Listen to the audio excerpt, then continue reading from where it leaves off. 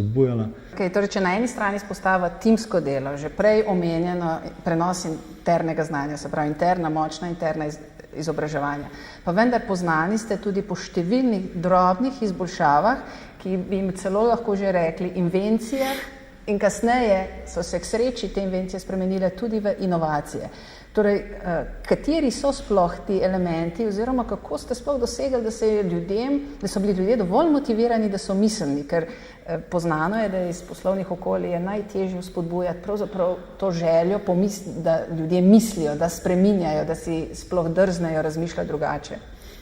No, seveda, tukaj čist sistematsko smo se lotili procesa, postavljali korak po korak in odkrivali napake, smo si za vsako stvar postavili nek korektivni ukrep in smo si čist ciljno ga vodili in ko smo vso stvar nekako na koncu zaključovali, smo v bistvu prišli do tega, da tudi veliko teh, bom rekel, poskusov ni bilo pravih. Ampak seveda, večina, pa polovica, vsaj polovica je bilo odličnih. Je pa še ena zadevšna, ki mi se mi zdi izredno pomembna. Ni stvar velikih inovacij, ni stvar ogromnih premikov, ne delamo revolucije. Ampak majhen korak, mehna izboljšava lahko v velikih merih marsikakšno stvar precej poenostavi. Stvar, seveda, da pa zato morajo biti vsi zaposleni vključeni v ta sistem. Sicer... No, če smo že ravno pri tem, vemo, da ste v začetni fazi, ko ste se odločali za iskanje bolj jasnih in ciljno usmerjenih strategij, vključili dosti velik obseg zaposlenih. Ja, v začetku smo začeli z skupino 20.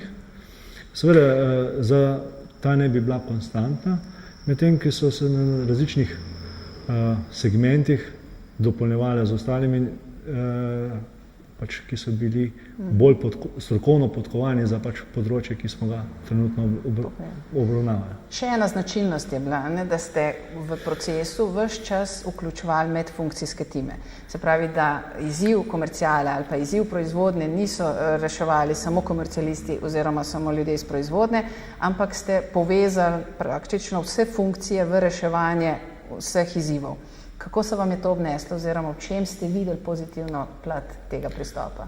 Poglejte, izrednega pomena je, da tudi steklar, ki ta steklo piha oziroma brusilec, ki to steklo žaga, ve, kako je ta izdelek nekje v eni kopalnici, recimo na Danskem, instaliran. Končno željo oziroma potrebo kupca skomunicirati do zadnjega zaposlenega v tovarni, takrat je stvar bistveno lažja. In ti medfunkcijske komunikacije ravno tu največ naredijo. Pa vendar, ko ste prvič se s to skupino 20, ki ste jih prej omenili, lotili definicije izzivov in možnih rešitev, ste definirali, če se prav spomnim, kar 67 korektivnih ukrepov. To je neka zelo velika, bi celo rekla, malo grozljiva številka. Pa vendar tega se takrat niste ustrašili. Poglejte, tukaj gre za popolnoma enostavno zadevšno. Ti predlogi, ti korektivni ukrepi so prihajali iz sredine, iz posameznikov. In tudi ti posamezniki so te korektivne ukrepe dobili nazaj za izvedbo. Se pravi, zdaj nekdo, ki bi zanikal to zadevšno in se je to pričakovali, da bo to naredil nekdo iz vzdrževanja ali iz tretje firme, v bistvu se je čakali. Zdaj pa smo stvar pripeljali do tega nivoja, da v bistvu mora vsak sam stvar speljati. Zelo zanimivo. Posledično, pa ko ste se začeli pogovarjati, ko ste se odprli in zelo povezali, bom rekla, z trgom, se pravi notranje procese, z procesi, ki veljajo na trgu, ste pa ugotovili, da kot posledica bo verjetno treba spremeniti tudi organizacijo in sam formalni način dela. Kakšni koraki so bili tukaj narejeni oziroma kakšni miselni preskoki so se zgodili na tem organizacijskem nivoju? Vedno smo v funkciji, da zadovoljimo kupca. In mi smo imeli organizacijo bistveno bolj postavljeno dobesedno po organizaciji. Nikako ni bilo tukaj čutiti neke procesne organiziranosti. Ne? In bom rekel, samo po sebi sililo to, da rabimo proces, rabimo definirati procese in seveda ob tem, ko se procesi definiran, je treba na drugi strani definirati tudi komunikacijo med procesi, povezavo med procesi. Kaj se je dogajalo na segmentu spremembe ponudbe? Kaj ste v tej fazi v bistvu začutili in na kakšen način ste to v praksi tudi speljali? Poskušamo postati ponudnik v celoti, se pravi celostno ponudbo naš, ki jo lahko ponujamo, se pravi kompleten servis. Od same proizvodne do kompletaže in pa skladiščenja in tudi konec koncev logistike dostave izdelkov na želeno mesto kupca. Inovativnost je ena ključnih elementov, ki vam pomaga, da delate in da ste uspešni in da se pozicionirate in uspete odzivati na te potrebe strank, katere ste prej omenjali. Torej, kateri so tisti elementi v proizvodnji, ki pomenijo za vas inovativno priložnost? Gre za dve točki. Ne? Gre za točke, kjer delavci upravljajo neka dela, ki nimajo neke dodane vrednosti. Ampak to ne pomeni, da bomo te delavce odpuščali. To pomeni, da te delavce uporabimo na tistih mestih, kjer imamo dodano vrednost. Se pravi, torej, avtomatizacija pri vas ne pomeni odpuščanja? Ne, nikakor ne.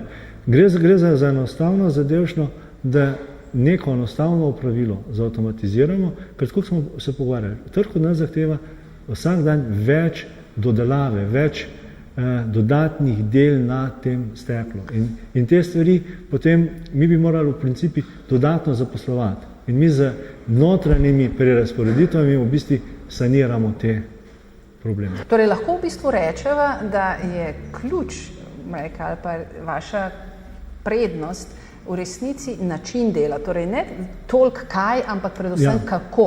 Torej, neke vrste poslovna inovativnost, ki se odraža. Mi lahko konkuriramo z Kitajsko oziroma z vzhodno Evropo, ne, Poljsko ali pa Češko, Slovaško, ne, samo na en način. Strošek dela je pri nas bistveno večji. In mi moramo imeti izdelek, ki ga naši konkurenti ne znajo narediti, oziroma da imamo mi način, ki je toliko bolj produktiven, kot pa ga imajo naši konkurenti. In iz tega stališča jaz ne vidim, mi moramo biti korak pred ostalimi, pa je stvar rešena. Ne? Tako je, torej tehnološka izboljšava plus zelo učinkovit proces, način dela, razumevanje trga so v resnici tista kombinacija, ki za vas gradi to zgodbo o uspehu. Projekt, o katerem govoriva, je trajal v osnovi 1 leto. Ja. V resnici je to nikoli končana zgodba. Intimno, kaj je bil za vaš največji izziv v tem procesu uvajanja sprememb, ne samo v samem načinu dela, ampak pravzaprav midva govoriva o drugačni filozofiji? Dejansko gre za proces v naših glavah. Seveda, za mene je bil največji izziv to, da sem v bistvu testiral sebe.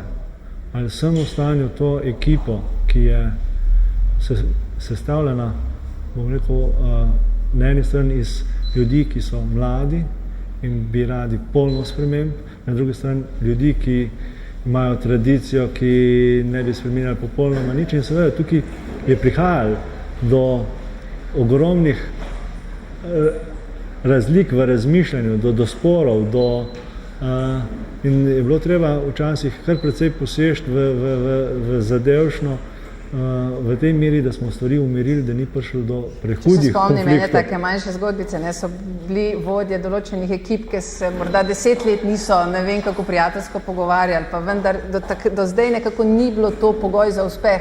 Ja. V tem novem konceptu pa je to neizbežno in so premagali to. Gotovo imate tu pomembno vlogo.